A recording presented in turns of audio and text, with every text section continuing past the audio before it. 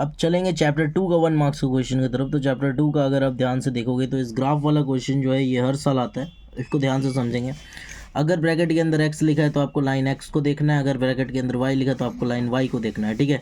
तो फिलहाल इसका अगर बोला जाएगा शून्य ज्ञात करने, तो देखिए x लाइन को, ये लाइन जो है हमारा ये कर्व वाला कितनी बार टच करता है, एक बार और दो बार, तो इसके रिस्पेक्ट में शून्य 2 होगा। और y लाइन को अगर देखा जाए टच करने की बात, तो इसका जो हमारा रिस्पेक्ट में अगर y लाइन को देखें तो इसका जो शून्य होगा वो 1 होगा। इसको अगर हम ध्यान से देखते हैं तो जब भी ऐसा क्वेश्चन होता है तो आपको ये समझना है कि ऐसे क्वेश्चन में सिर्फ एक बार ही टच करता है, ठीक है। तो इसलिए अगर x के रिस्पेक्ट में देखेंगे तो x लाइन को एक बार टच कर रहा है तो ये 1 होगा, और y के रिस्पेक्ट में देखेंगे तो y लाइन को एक बार भी टच नहीं कर रहे तो इसका 0 होगा। ज़्यादा चांस जो होता है ये y = px, मतलब इसका आता है जो आपको x लाइन को देखना पड़ता है, ठीक है। अब देखेंगे x² - 5 का शून्य कैसे ज्ञात करेंगे, ठीक है। ये अगला क्वेश्चन है। शून्य ज्ञात करने के लिए भी कभी कभी पूछा जाता है x² - 5 का शून्य कैसे ज्ञात करेंगे, ठीक है।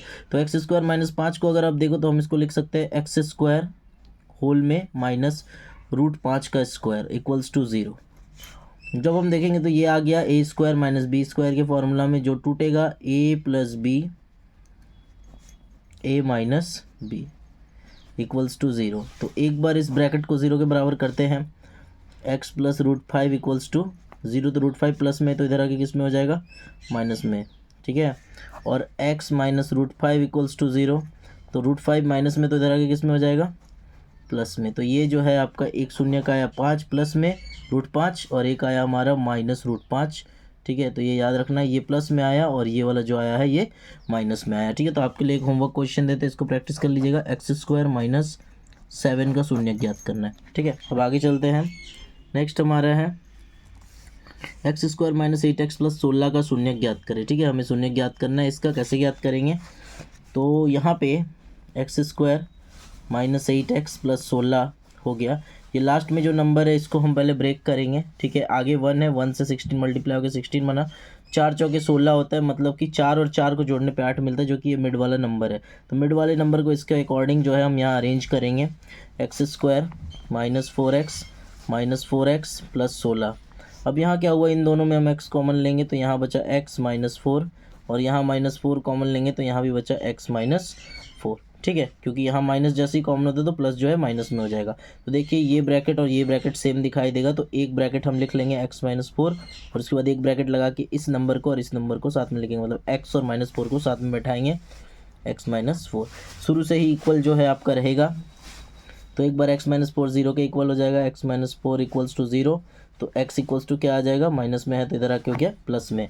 फिर x - 4 = 0 आ जाएगा, तो माइनस में है तो क्या हो जाएगा, प्लस में। तो 2 शून्य का आया, एक आया 4, दूसरा भी आया क्या, 4, ठीक है। तो ये था आपका क्वेश्चन नंबर, ये वाला इस टाइप का क्वेश्चन पूछ सकता है। अब देखिए दो चीज़ आपको पढ़ाया गया था, alpha + beta = -b/a, alpha × beta = c/a, ठीक है। ये दोनों को आपको समझ के रखना है, -b/a और c/a को, ठीक है। ABC कैसे निकालते हैं आपको पता होता है, x² के आगे जो होता है a होता है, x के आगे जो होता है b होता है, और नॉर्मल जो नंबर रहेगा वो c रहेगा। तो यहाँ पे अगर हमको बोला जाए अल्फा + बीटा निकालने, तो हम फॉर्मूला लिखेंगे -b/a, फिर हम लिखें माइनस, ये फार्मूला वाला माइनस है, b का वैल्यू कितना है, b का वैल्यू -7 है, -7 बैठाएंगे, a का वैल्यू कितना है, a का वैल्यू कुछ नहीं है तो यहाँ 1 लिख देंगे, तो माइनस माइनस क्या हो जाएगा, प्लस। तो हमारा अल्फा + बीटा आया 7। अल्फा × बीटा को देखें तो हो गया c/a, c का वैल्यू कितना है, c का वैल्यू 8 है, ठीक है। और a का वैल्यू कितना है, a का वैल्यू 1 है, तो ये आ गया 8। फिर उसके बाद क्या हुआ इस जगह पे देखते हैं, यहाँ अल्फा + बीटा और अल्फा - बीटा निकालना है -b/a। अब एक बात बताओ, यहाँ b का वैल्यू तो है ही नहीं क्योंकि x मौजूद नहीं है, तो b हम 0 मानेंगे, और a का वैल्यू जो है यहाँ पे 1 दिखाई दे रहा है, तो ये हो गया 0/1 मतलब 0। अल्फा × बीटा अगर देखें तो c/a होगा, c का वैल्यू हमारा -16 है, और a का वैल्यू अगर हम देखें तो हमारे पास क्या है 1, तो हमारा अल्फा × बीटा है -16/1। अब आगे चलते हैं, ये क्वेश्चन x² - 8x, ये आपका होमवर्क है, ठीक है। आपको बताना है इसमें अल्फा + बीटा और अल्फा × बीटा क्या होगा, मतलब शून्यकों का गुणनफल और योग क्या होगा, ठीक है। अब आगे चलते हैं, एक बहुत फेमस क्वेश्चन है, इसको ध्यान से समझेंगे।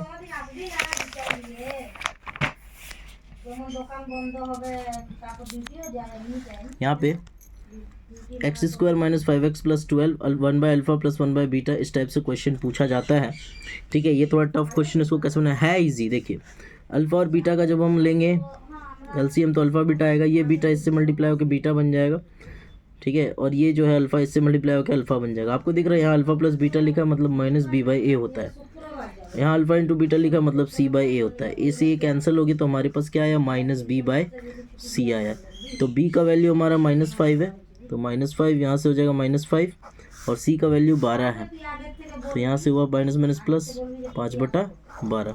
ठीक है, तो आई होप आपको ये जो है क्लियर हो चुका होगा। 1/अल्फ़ा प्लस 1/बीटा का वैल्यू आएगा हमारा 5/12। ठीक है, तो ये था आपका चैप्टर 2 का इंपॉर्टेंट एमसीक्यू क्वेश्चंस। ठीक है, और एमसीक्यूज़ को ऐसे ही बनाइएगा फटाफट, और इसका आप ध्यान रखिएगा। ठीक है, इसके अलावा जो है आपके टेस्ट में जो क्वेश्चंस हुए थे उसको भी आप ध्यान से रखिएगा। ठीक, thank you so much for watching. अब मिलेंगे हम लोग अगले वीडियो में। ठीक है, ये था चैप्टर 2 का जितना भी इंपॉर्टेंट क्वेश्चन आ सकता है।